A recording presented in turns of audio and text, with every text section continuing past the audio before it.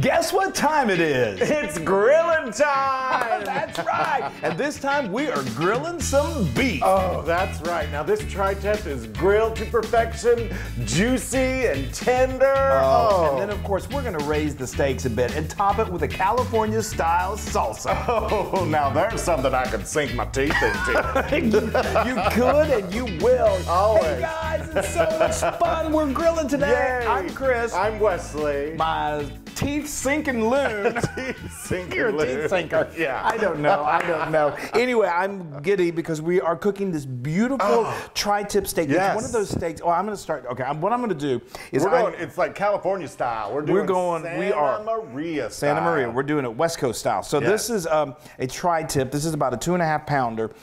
It was made immensely popular in Santa Maria, California. Yes. Back in, I think, the 50s. I'm going to do this without... I think it was like a butcher or a grocery store or somebody. And there is a style of cooking it. So anyway, this cut of meat is really lean, and it's super, super delicious. And it can be, back when I first started hearing about it, when we were actually living up in New York City, it was kind of hard to find, but it started becoming more and more available just because it became, people started like, oh, I want to try that steak. It's big in California. It's huge in California, but now it's spreading across the country, and so I have no trouble finding it in Texas. If you go to your butcher, go to your favorite butcher, and just say, do you have tri-tip? And if he doesn't, or he or she, I bet you he can get you some. Okay. Totally. So this is what we call a dry brine, and it's just that salt is just gonna like bring out that moisture, and it's gonna make it super tender. Perfect. And we're gonna let that just hang out in the fridge for anywhere like an hour to 2 hours. That's all you need.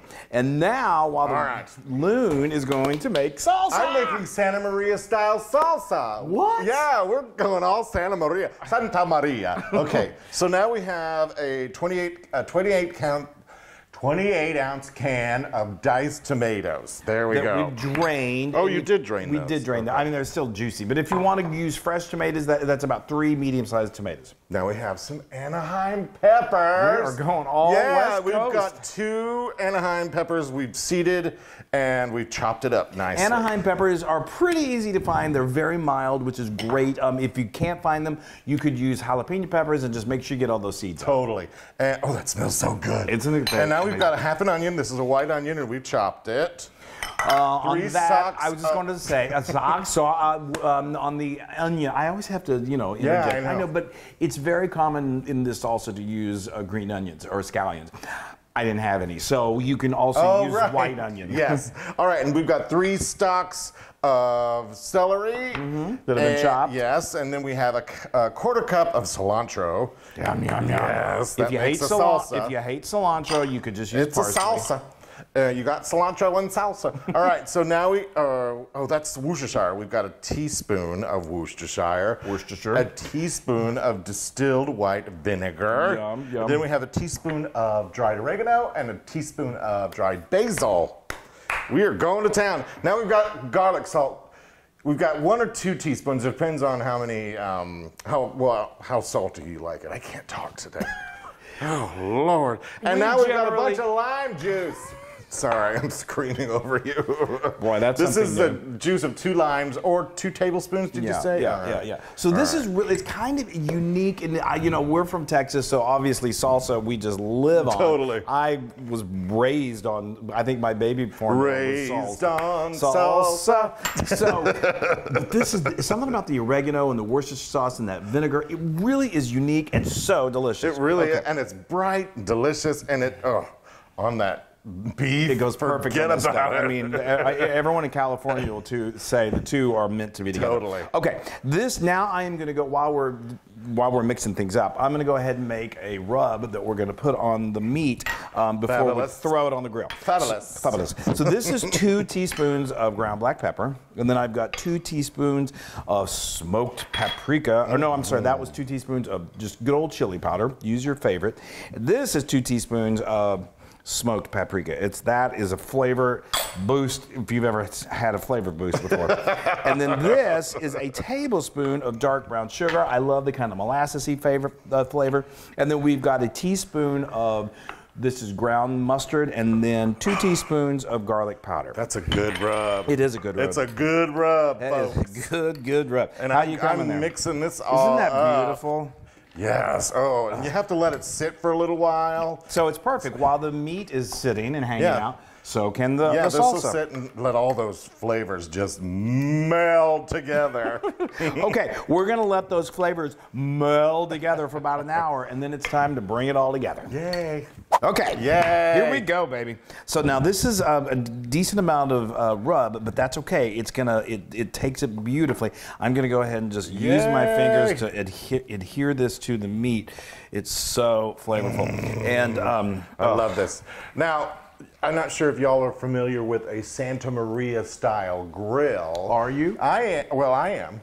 You are. It's actually, it's like a raised grill, and it's usually over hot, either coals or even wood. I think California people like to use red oak or something like that. Yeah. But it's like you can lower it and raise it. It's like I don't know. I want to say like you're on a.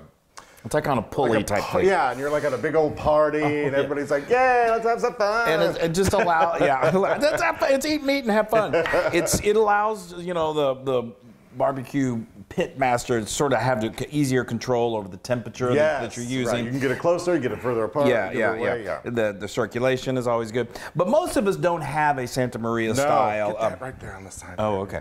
A Santa Maria style grill. So that's no problem. What we are going to do is we are going to use just our good old grill. You can either use a charcoal grill or a gas grill, which is what we're using.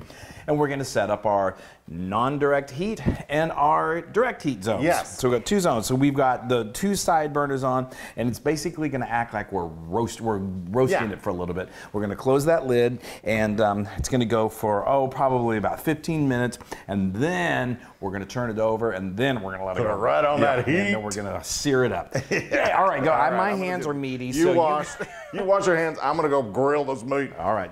The anticipation is crazy. So the Loon couldn't wait. Oh, okay, you've got the meat. It's hot out there. Well, it's Texas in the summertime. Look at that. Isn't that beautiful? So, it's so gorgeous. So I'm sweating. I'm schwitzing. So here's what we did. This is so simple. So it's not a giant cut of meat, so it cooks pretty quickly. You need to give yourself, I would say, 45 minutes to an hour to do this. So we put, what we did is we put it over indirect heat for about 20 minutes, and then after 20 minutes, we flipped it over. And you're going to want to use you're going to want to have one of these instant read thermometer, because it really does help you know when you're getting to the right temperature. Because what we're going to do is we're going to bring this to about 100, between 110, 115, 117 degrees 120 maybe? Fahrenheit. Well, yeah, it just depends. Whatever, yeah. You don't want to get it too hot. Right. Like 120 would be the tops. Then we are going to move it over to the direct side, and that's where it's going to char it up. And this beautiful char that you see right here, it's that brown sugar. It's what you want. It's really, really great. And then that's going to go only for about 5 minutes on one side, and then we're going to flip it to on the other side and let it go about another 5 minutes. And we wanted to get it in the range of 128 to 130 because we want this to be medium rare. Yeah. You want some pink, it's a little juicy, and then you get it off the grill. I can't take it. I know, it's amazing. So we're going to let this sit here just for another. I know, it's so close. The smell is ridiculous. I know. Put your salsa in like something really festive. Yeah. And it's going to be a party like. In my mouth. The moment we have been waiting for. The meat has cooled down. I have cooled down. All is right in the world. Okay, but it's about to get a lot better. Okay, so now let me just show you this real quick. It's real easy to see. If you look under here, you're going to want to cut against the grain, and you can see like they're just the grain. It runs in a certain direction. So you want to run basically. So it's running this way. So you don't want to go that way. You want to go this way, perpendicular to it. So I'm going to start right here. And it makes it easier to chew. It is like cutting through butter. I know it does. It's like cutting through butter. Oh my gosh. Okay, and now, wow. I can't see anything. It's probably a good thing. I am speechless. Are you hiding it from me? I'm doing this for a reason. Oh my gosh, you guys, this is so. I've heard some people say this is like like the poor man's prime rib. Pull your fork out of there. There you go. Oh my gosh, incredible. Yeah. What do they call it? A poor man's rib. Prime rib. A poor man's prime rib. Yeah. Can you bring those both over here to me? Yes, I will, gladly. Yes. Oh. Juicy, juicy, juicy. Now, hold on, I'm gonna clean up just a little bit. Make this all pretty. This salsa Hold on, is what just brings it all together. Hold. Okay. Wow. Okay, now we're just gonna Just do it. Is that not a party on a plate? You all. I can't. I can't. I'll wait for you. Thank you. You're a little speechless, aren't you? Wow, and that is cooked perfectly. I know. Now, I do a lot of times what we do, and I forgot to bring it out, is sometimes you can sprinkle a little finishing salt, like some coarse sea salt. Yeah. I have some, but we'll do it. But this is so good. Oh, you guys, I think I'm gonna go right down here and get some. Wow, it's so tender. Wow. I'm gonna get some. Get ready for a Loon moment. I can tell you right now. Okay, ready? We doing it? Hold on.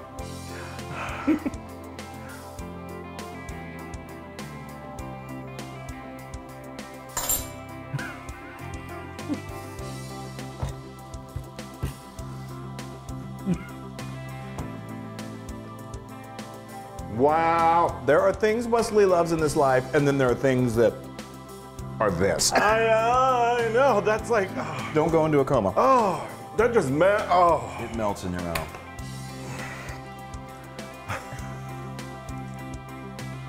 You have to try this. It is 10,000% Loon approved. Oh my gosh. It is, that salsa. It all that comes together. meat. The meat is so tender. Oh. It's so juicy. I'm trying I'm trying hard to remain dainty.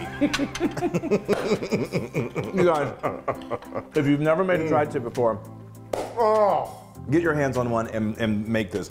For those of you that make it almost on a daily business, I hope we did it justice because it tastes incredible. We love you so much. Happy grill season, everybody. He's just eating. Okay, bye.